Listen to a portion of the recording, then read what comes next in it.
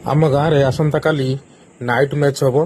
ବର୍ଷା ନ ହେବା ପାଇଁ ପିଲାମାନେ ଦେଖନ୍ତୁ ମାଙ୍କୁ ସ୍ମରଣ କରି ନଡ଼ିଆଟିଏ ମାନସିକ ରଖିଛନ୍ତି, ଯେମିତି କାଲି ସୁରୁଖୁରୁରେ ମ୍ୟାଚ୍ଟି ହେଇଯାଉ।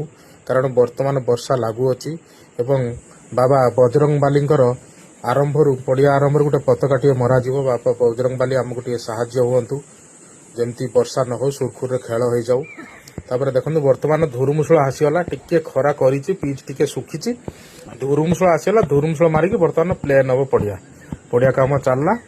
ଆପଣମାନେ ଦେଖିଦିଅନ୍ତୁ, ବହୁତ କଷ୍ଟ। ଆକ୍ଚୁଆଲି ଯୋଉମାନେ ଟୁର୍ଣ୍ଣାମେଣ୍ଟ ଆୟୋଜନ କରୁଥିବେ ସେମାନେ ହିଁ ଜାଣିଥିବେ କେତେ କଷ୍ଟ।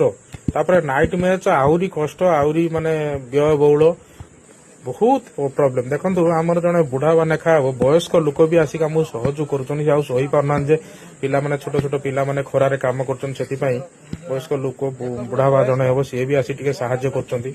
ସବୁ ପିଲାମାନେ ଲାଗି ପଡିଛନ୍ତି। ପାଖାପାଖି ଟିକେ ଶୁଖି ହେଇଛି। ଯାହା ହଉ ଆସନ୍ତାକାଲି ମ୍ୟାଚ୍ ଟି ସୁରୁଖୁରୁରେ ହଉ। ଜୟ ମାତାରେ।